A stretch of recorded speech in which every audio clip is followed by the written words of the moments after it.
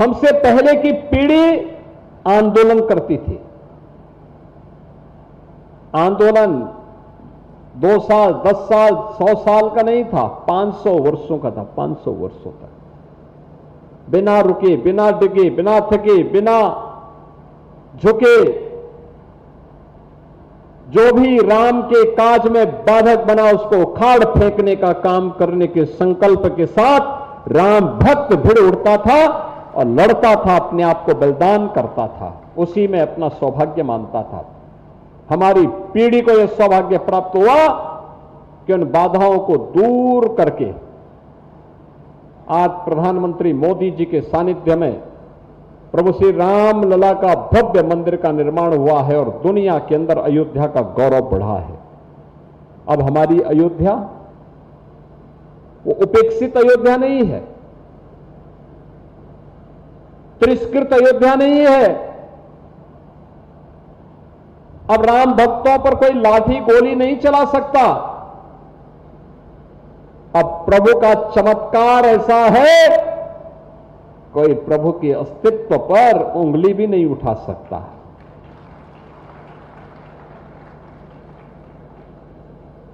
आज की अयोध्या त्रेता युग का स्मरण कराती है। जो हमने सुना है, रामचरितमानस और रामायण के ग्रंथों में पढ़ा है, इच्छा होती थी बचपन में क्या ऐसी अयोध्या होगी, लेकिन जब अयोध्या में आज से 40 वर्ष पहले दर्शन करने का सौभाग्य प्राप्त हुआ था, दिल को ठेस पहुंची थी। वह समय आंदोलन का था, राम जन्मभूमि आंदोलन का, संघर्षों के साए में सन्नाटा था। लोग भयभीत थे। सरकारों की मंशा तब अच्छी नहीं थी। मन में उत्सुकता थी, क्योंकि हमारी गोरक्षपीठ की 3-3 पीढ़ियां केवल एक जन्मभूमि आंदोलन के साथ जुड़ करके प्रभु राम, अयोध्या उनकी जन्मभूमि है, लेकिन भारत राष्ट्र की पहचान है। इसलिए अयोध्या में भगवान राम की जन्मभूमि मुक्त होनी चाहिए, भव्य मंदिर का निर्माण होना चाहिए। वही तसक सब हर भारतीय के मन में थी, हर संत के मन में थी। वो किसी भी पंथ, किसी भी संप्रदाय का हो, अयोध्या के प्रति उसके मन में यह भाव था। 2017 में जब हमें मौका मिला तब उत्तर प्रदेश में सरकार बनाने का आदरणीय प्रधानमंत्री जी ने मुझे उत्तर प्रदेश में भेजा। कैसे अयोध्या का विकास हो देख के पीड़ा होती थी। संकरी गलियां, गंदगी का अंबार, 5 से 6 घंटे कुल बिजली मिलती थी। राम जी की पेड़ी में सरयू मैया का जल वैसे ही सड़ता रहता था, गंदगी का अंबार रहता था, हर एक व्यक्ति कोसता रहता था। और याद करिए 2017 में तब हम लोगों ने यहां दीपोत्सव का आयोजन किया था। आज भी दीपोत्सव का आयोजन होता है, लाखों लोग उसमें सहभागी बनते हैं, लाखों लोग आते हैं, लाखों लोग आते हैं। दुनिया देखती है अयोध्या का यह आयोजन बन गया है। और आज अयोध्या की चारों ओर की कनेक्टिविटी 4 लेन की हो चुकी है। 4 लेन की सड़कों से अयोध्या चारों ओर से जुड़ चुका है।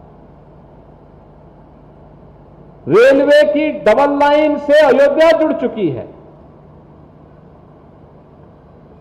इंटरनेशनल एयरपोर्ट अयोध्या में बन चुका है, महर्षि वाल्मीकि के नाम पर। बहन और भाइयों, जिन्हें महर्षि वाल्मीकि के नाम पर चिढ़ थी, वही अयोध्या का विरोध भी करते थे और वही अयोध्या में आज फिर जहर घोलने का काम कर रहे हैं। वही विरोध करके अयोध्या को बदनाम करने का काम कर रहे हैं। ये वही लोग हैं जिन्हें इस बात की नाराजगी है कि रेन बसेरा का नाम निषाद राज के नाम पे क्यों हुआ। ये वही लोग हैं जिन्हें इस बात की चिढ़ है कि माता सबरी के नाम पर भोजनालय का निर्माण क्यों हुआ। ये वही लोग हैं जो कभी भगवान राम के अस्तित्व पर ही प्रश्न खड़ा करते थे और कभी राम भक्तों पर लाठी और गोली भी चलाते थे। और आज की अयोध्या सब कुछ है, देश की सोलर सिटी अयोध्या, चारों ओर से कनेक्टिविटी बेहतरीन अयोध्या की। और कौन ऐसा सनातन धर्मावलंबी होगा देश और दुनिया का जो आज अयोध्या न आना चाहता होगा? हर व्यक्ति आना चाहता है, आ रहा है। और इसलिए उस अयोध्या में एक नवाचार नगर निगम के द्वारा रामायण का एक वैक्स म्यूजियम पीपीपी मोड पर बना करके उन्होंने तैयार किया है। आज मुझे बहुत अच्छा लगा उसका उद्घाटन करते हुए। आप भी देखेंगे कितना शानदार बनाया है और बनाने का प्रयास हुआ है। महाकुंभ के दौरान प्रयागराज में नगर निगम के साथ मिलकर के एक प्राइवेट पार्टी ने शिवालिक पार्क बनाया था। 12 ज्योतिर्लिंगों को प्रतिकीर्ति को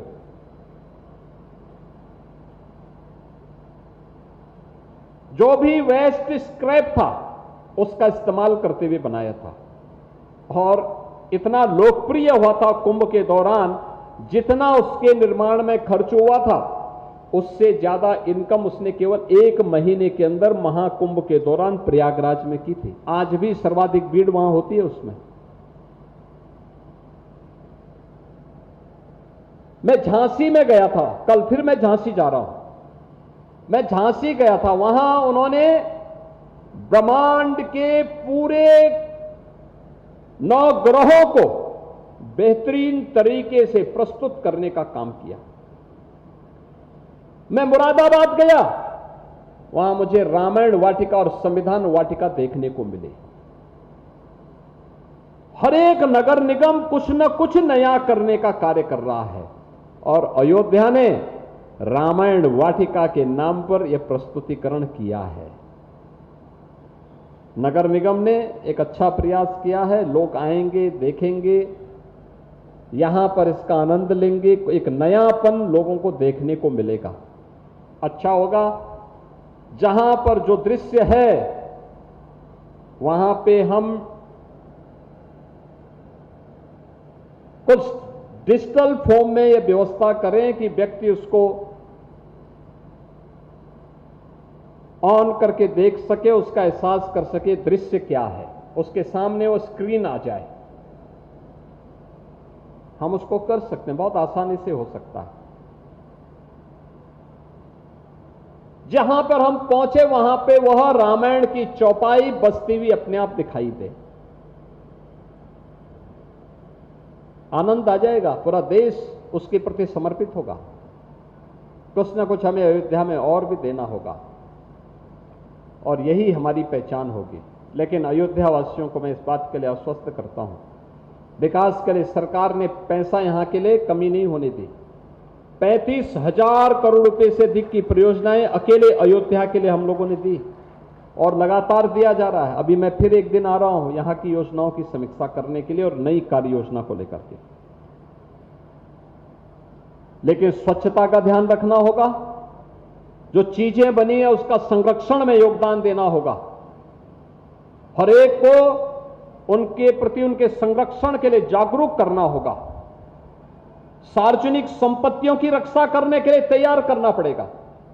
अगर हम इन सब के प्रति लोगों को जागरूक कर पाएंगे तो लंबे समय तक आने वाली पीढ़ियां इन सब का उपभोग कर पाएगी। आज यहां नगर निगम बहुत सारी चीजों को दे रहा है। 270 करोड़ रुपए की परियोजनाएं केवल नगर निगम की। इसमें integrated command and control centre भी है, ट्रैफिक मैनेजमेंट सिस्टम भी है। नगर निगम में जुड़े हुए अमृत स्कीम की तमाम योजनाएं हैं। सुंदरीकरण की स्कीम है, पुनरुद्धार की स्कीम है, स्मार्ट सिटी की स्कीम है, जोनल कार्यालय का भी उद्घाटन हो रहा है। अन्य तमाम चीजें आज अयोध्या नगर निगम को प्राप्त हो रही हैं। मुझे पूरा विश्वास है आप सभी इसका आनंद लेंगे, लोगों को यहां आने के लिए प्रेरित करेंगे, कुछ नयापन यहां देकर के लोगों को इन सब के प्रति आगे बढ़ने के लिए प्रेरित कर पाएंगे। इस विश्वास के साथ एक बार मैं नगर निगम के महापौर, यहां के सभी पार्षदगण, सभी जनप्रतिनिधियों को हृदय से बधाई देते हुए पूरे अयोध्या वासियों का अभिनंदन करता हूं और अयोध्या धाम की पवित्रता को, उसकी सुंदरता को, उसकी स्वच्छता को बनाए रखने का आह्वान करूंगा। आपसे कहूंगा, अल नीनो का प्रभाव है, जल का संकट आएगा, जल संरक्षण के लिए उपाय करना, वृक्षारोपण करना, लगाना, हर नागरिक एक वृक्ष जरूर लगाए। प्रधानमंत्री जी ने एक पेड़ मां के नाम पर आह्वान किया है, हम भी प्रधानमंत्री जी के इस आह्वान पर एक पेड़ मां के नाम, खाली जगह जो भी हो उन जगहों पर अधिक से अधिक वृक्ष लगाएं, छायादार, फलदार, औषधीय वृक्ष हैं, इमारती लकड़ियों के वृक्ष, अन्य क्या क्या चीजें कहां पे लगनी है इसका सर्वे करवाकर रामायण कालीन वाटिका ये सभी स्थापित की जा सकती हैं। अयोध्या में बहुत संभावनाएं हैं, इन संभावनाओं को हमें आगे बढ़ाने के लिए कार्य करना है। मैं आज के इस अवसर पर आप सबको हृदय से बधाई देता हूं, अपनी शुभकामनाएं देता हूं और विश्वास करता हूं आप सभी लोग वैक्स म्यूजियम भी देखेंगे, नगर निगम की प्रगति में निरंतर सहयोग करेंगे और नगर निगम को स्वच्छ, सुंदर और स्मार्ट सिटी के रूप में विकसित करने के लिए प्रधानमंत्री मोदी जी का जो विजन है उसमें हम आगे बढ़ाने में सफल होंगे। आप सबके प्रति मेरी मंगलमय शुभकामनाएं हैं। धन्यवाद। जय हिंद, जय जय श्री।